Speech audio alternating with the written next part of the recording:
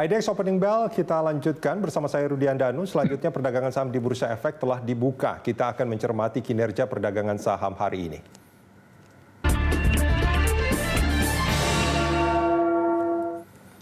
Ya, untuk membahas mengenai pergerakan saham hari ini, kita akan berbincang bersama Kepala Riset Samuel Sekuritas, Surya Dharma. Selamat pagi, Mas Surya. Pagi, Mas. Mas, ini kalau kita melihat pembukaan saham pagi ini kelihatannya cukup menarik ya. Ini langsung bergerak di atas 5.360-an sekian ini.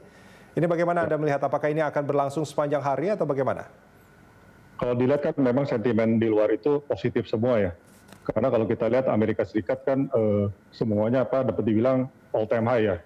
Mau S&P, mau Dow Jones juga kemarin ya masih kenaikan ya. Terus pagi ini juga saya lihat Nikkei dengan Kospi juga naiknya cukup tinggi ya. Jadi kemungkinan kan sentimennya itu bahkan terbawa juga ke Indonesia ya. Oke. Dan yang menarik sebenarnya kan kenaikan IHSG ini kan lebih dominan oleh investor lokal ya. Jadi sebetulnya memang indeks ini juga bisa di level segini.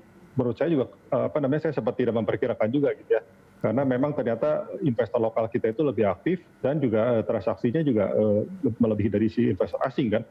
Dan efeknya kalau kita lihat hari Kamis kemarin itu memang asing juga sudah mulai membeli, misalnya BBCA ya yang market cap paling besar, mereka juga sudah mulai beli. Jadi kemungkinan kenaikan IHSG ini masih berpeluang ya untuk hari ini ya.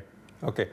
Boleh kalau saya simpulkan artinya investor lokal itu lebih confidence dengan situasi yang terjadi di dalam negeri dibandingkan mungkin investor asing? Betul, karena kalau saya lihat memang kenapa bisa banyak dana yang masuk ke saham juga adalah lokal. Kalau saya lihat kan salah satunya karena pertumbuhan DPK kita kan misalnya di bank masih cukup tinggi ya, 8% ya. Tapi kalau misalnya kredit, bank sendiri kan melempar kredit juga nggak begitu tinggi ya. Secara industri 1,5%. Jadi berarti bank-bank itu kan kecenderungan akan memberikan bunga yang lebih rendah kan untuk deposito ya, karena mereka nggak bisa lempar kredit juga ya. Jadi itu sebabnya kenapa banyak sekali memiliki dana di bank, sebagian akan pindah juga ke pasar saham karena return di deposito misalnya kan sekarang udah di bawah 4% gitu ya. Jadi itu mungkin dianggap tidak menarik ya kalau pasar saham kan satu hari mungkin bisa segitu juga ya. Jadi itu sebabnya memang kenapa banyak sekali dana-dana yang masuk ke pasar saham ya untuk lokal ya. Untuk kali ini ya, ini sangat menarik sih karena jarang terjadi juga kalau dulu ya. Oke. Kalau kita melihat sebetulnya laporan keuangan emiten ini sudah banyak yang dikeluarkan, Mas Surya. Apakah ini sesuai ekspektasi? Sesuai ekspektasi nggak begitu bagus ya. Karena memang second half ini kan second Q ya. Second Q itu kan memang ada PSBB dan lain-lain kan.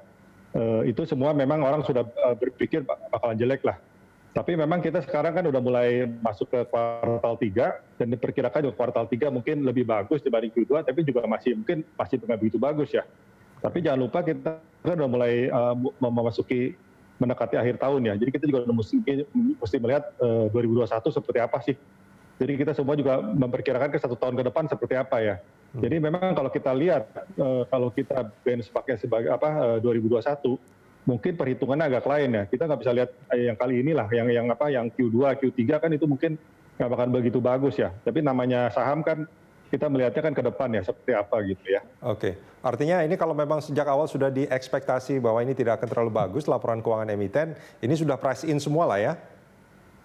Sebagian ya. Oke, baik. Nah ini kalau seandainya ini ada sentimen mungkin ini lebih positif, tadi Anda bilang kemungkinan juga ini akan bergerak di zona hijau. Ini apa kira-kira yang akan secara fundamental mendorong mereka untuk berada di zona hijau?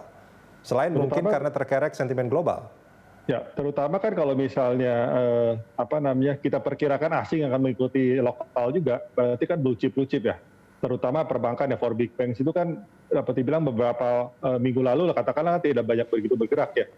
Malah yang bergerak itu kan sebenarnya second liner kan. Second liner banyak bergerak, sedangkan blue chip-nya itu nggak turun tapi nggak naik juga gitu ya. Jadi itu mungkin punya peluang juga sih, terutama perbankan itu ya. Okay. Kemudian juga saham seperti Telkom mungkin yang masih ketinggalan ya dibandingkan yang lain ya, blue chip yang lain kan. Masih bergerakannya kan di sekitar 3.000, di bawah 3.000 itu juga sebetulnya bisa dipertimbangkan juga ya kalau saya lihat ya. Baik. Support resisten berapa saham hari ini, Mas Surya? Mungkin sekitar 5350 sampai 54 kali ya.